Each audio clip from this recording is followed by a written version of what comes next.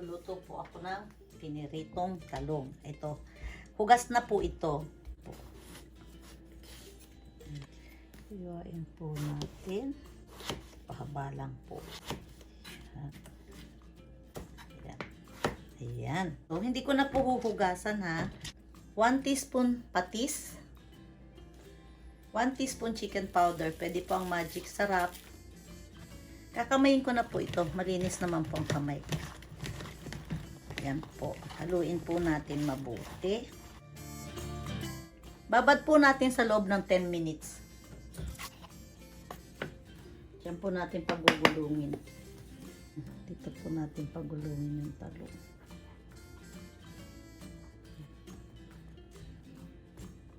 Ayan. I-coat po natin ng cornstarch yung talong habang nagiinit po tayo ng mantika. Kaya po natin binabalot sa cornstarch para po hindi masyadong sipsipin yung mantika.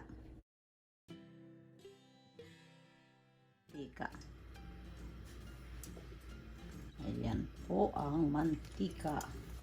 Try po natin kung mainit na po. Bula na po yung chopstick. Okay na po yan.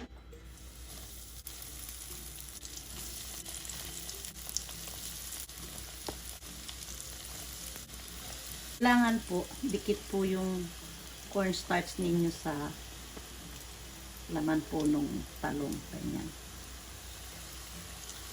Ayan. Katamtaman lang po ang apoy.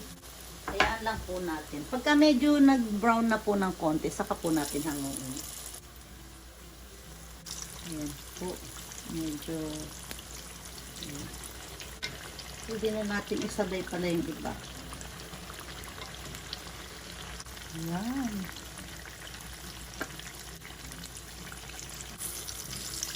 Balik na rin po natin yung inilagay kong inihabol ko. Ayan. Ito po kukunin ko na po ito kasi luto na ito. Uy.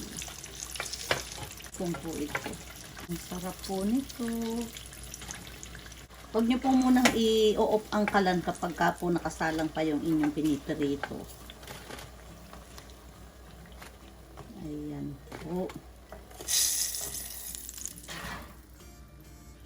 Ayan. Dahon ng sibuyas.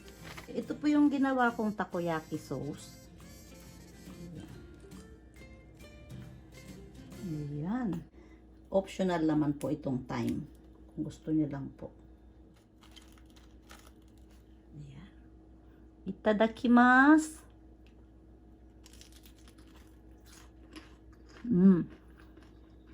Bagong luto po kasi.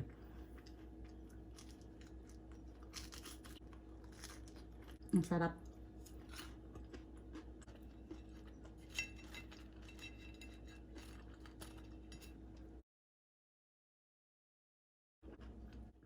Please like and subscribe po. Pindutin nyo na rin po yung tiny bell para pagka mayroon pa akong bagong video na i-upload, ma-notify po kayo.